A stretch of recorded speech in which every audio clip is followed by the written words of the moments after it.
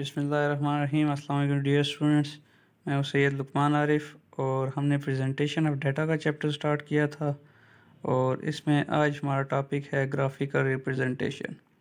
हमारे पास जो न्यूमेरिकल डाटा है उसको हम जब ग्राफ्स डायग्राम्स की मदद से हम विजुअली डिस्प्ले करते हैं, पिक्चर की फॉर्म में डिस्प्ले करते हैं, तो वो हमारा ग्राफिकल रिप्रेजेंटेशन है।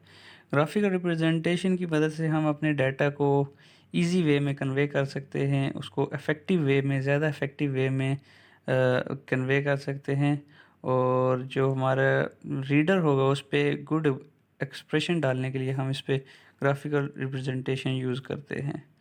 ग्राफिकल रिप्रेजेंटेशन की मदद से हम पिक्चर की फॉर्म में जब हम डाटा को रिप्रेजेंट करते हैं तो एक इलिटरेट जो बंदा है वो भी ग्राफिकल जब किसी चीज़ को डाटा को देखेगा तो वो कुछ ना कुछ उसमें से समझ सकता है, उसको कुछ ना कुछ हमारी चीज़ कन्वे हो सकती है।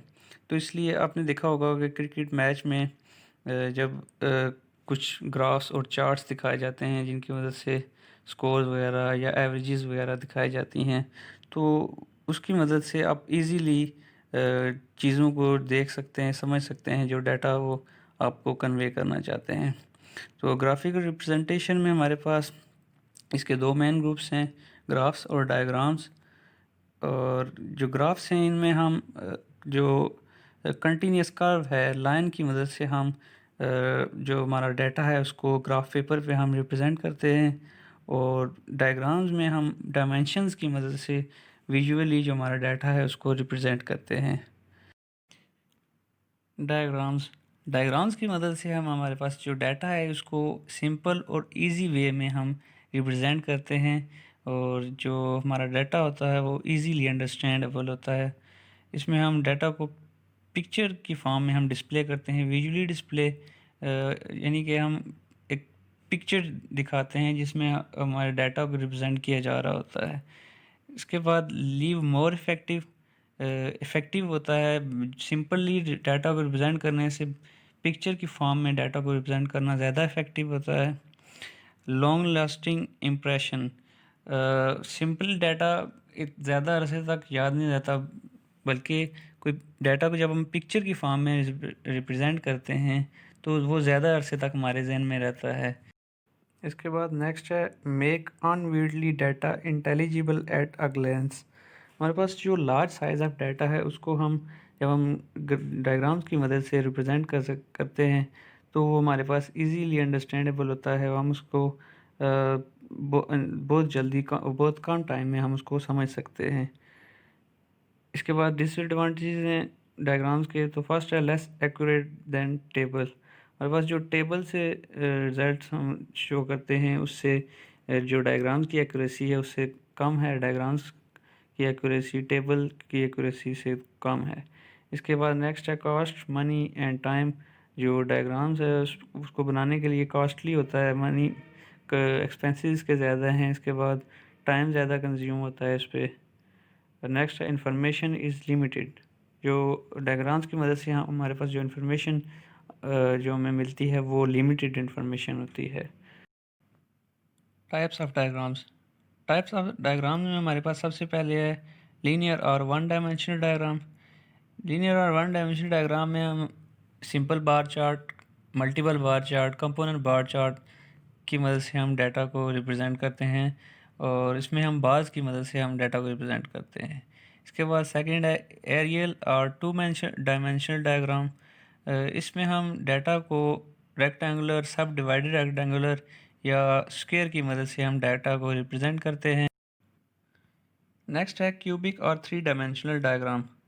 इसमें हम क्यूब्स और सिलेंडर्स की मदद से हम डाटा को रिप्रेजेंट करते हैं। क्यूब्स प्रोपोर्शनली आगे डिवाइड होते हैं और उसमें हम डाटा को प्रोपोर्शनली इसमें रिप्रेजेंट करते हैं। इसके बाद नेक्स्ट है पाई डायग्राम। पाई डायग्राम में सर्कल और स्केटर की मदद से हम डाटा को रिप्रेजेंट करते हैं। सर्कल को आगे सब डिवाइड करते हैं, फिर उसमें हम जो उसके पार्ट्स की शेप में हम अपने डाटा को रिप्रेजेंट करते हैं। नेक्स्ट है पिक्टोग्राम। पिक्टोग्राम में हम पिक्चर्स या सिंबल्स की मदद से हम डाटा को रिप्रेजेंट करते हैं।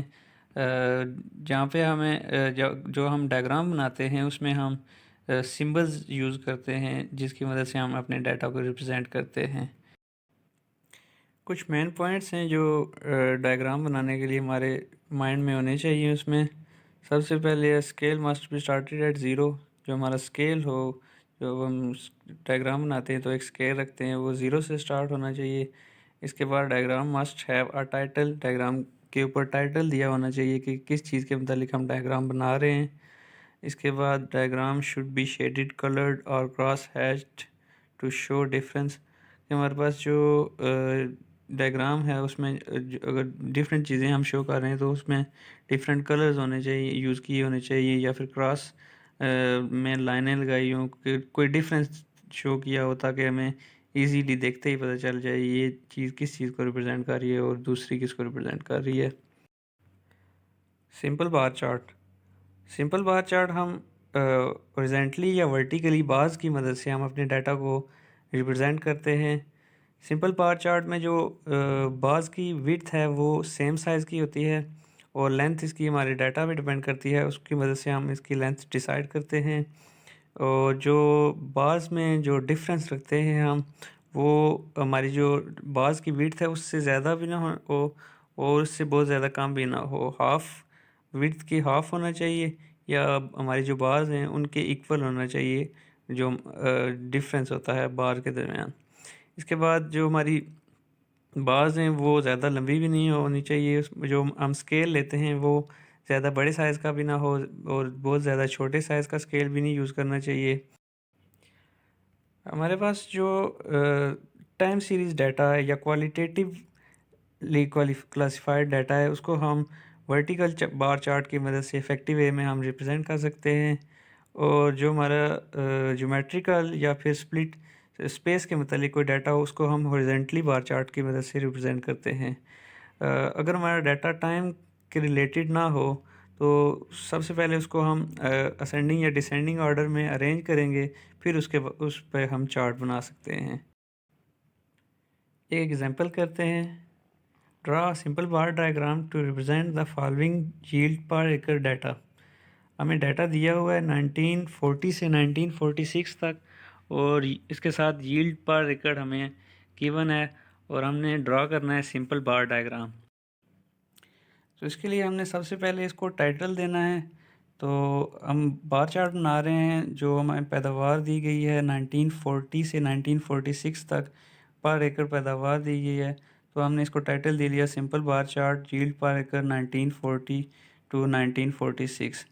इसके बाद हमने एक्स एक्सिस पे हमने ईयर्स ले लिए जो कि हमें गिवन है, जिनका हमें डाटा गिवन है, और वाई एक्सिस पे हमने यील्ड पर एकड़ ले ली। इसके बाद हमने स्केल जो स्टार्ट किया ज़ीरो से, और जो स्केल में हमने वाई एक्सिस पे जो हमने स्केल रखा है सूटेबल स्केल हमने रखना है। हमने हमारे पास जो गिवन डाटा है उसको हमने देख के डिसाइड करना है कि हमने स्केल क्या रखना है। तो यहाँ पे हमने 2 के डिफरेंस से हमने स्केल ले लिया 2, 4, 6, 8 अप टू 12।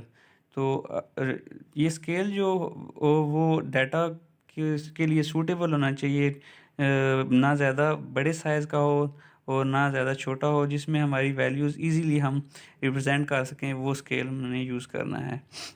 इसके बाद हमें सबसे पहले 1940 की जो यील्ड पर एकड़ पैदावार दी गई है 1940 की है और वो है 5।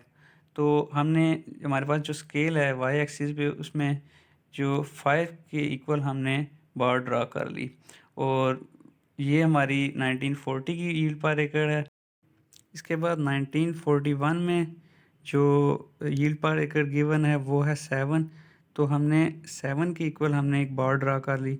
स्केल में जहाँ पे हमारे पास 7 आ रहा है उसके इक्वल हमने एक बार ड्रा कर ली। और इसके बाद नेक्स्ट 1942 की प्रोडक्शन गिवन है, जो यील्ड पर एकड़ है वो है 9। तो हमने 9 के इक्वल स्केल में एक बार ड्रा कर ली। हमारे पास जो बार्स हैं इनका जो विड्थ है, जो चौड़ाई है, जो हमारी जितनी भी बार्स हम ड्रा करेंगे वो सेम होनी चाहिए।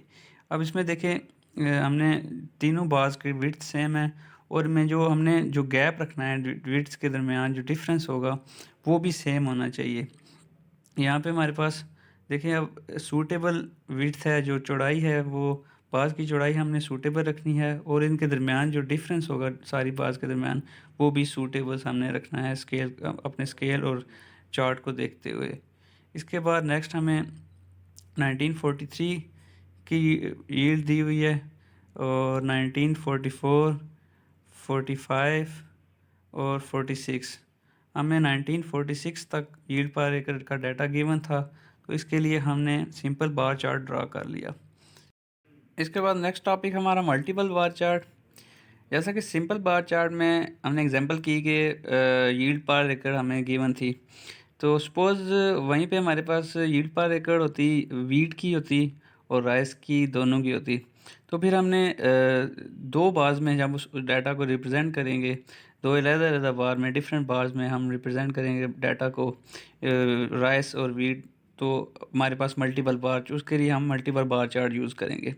मल्टीपल बार चार्ट में जो हमारे पास बार्स होंगी उनमें हम जो बार्स को डिफरेंट शेड्स देंगे, डिफरेंट कलर से हम रिप्रेजेंट करेंगे और इसमें हम डिफरेंट कलर यूज़ कर सकते हैं।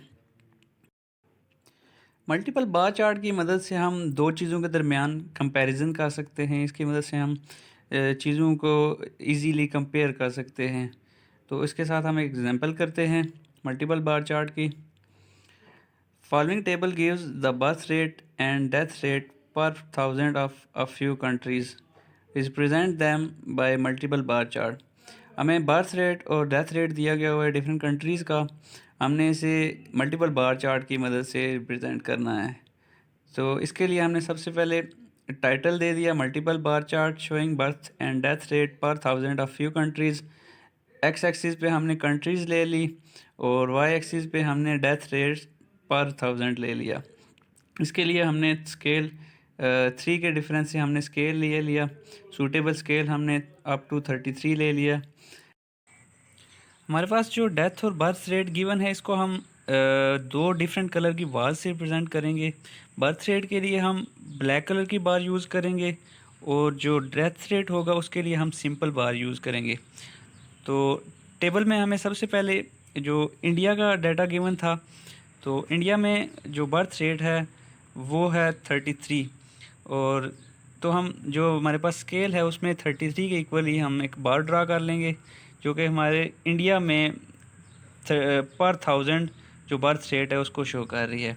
इसके बाद जो डेथ रेट है इंडिया में वो है 24। इंडिया में जो डेथ रेट है 24 है, पर 1000 24 है, तो हम सिंपल बार से एक बर्थ रेट इंडिया के बर्थ रेट को रिप्रेजेंट करेंगे। इसके बाद हमें जर्मनी का डाटा गिवन है, तो जर्मनी में बर्थ रेट 16 है पर 1000 और जो डेथ रेट है वो है 10। तो हम 10 और 16 के इक्वल हम बार्स ड्रा करेंगे जो कि जर्मनी के डाटा को रिप्रेजेंट कर रहा है।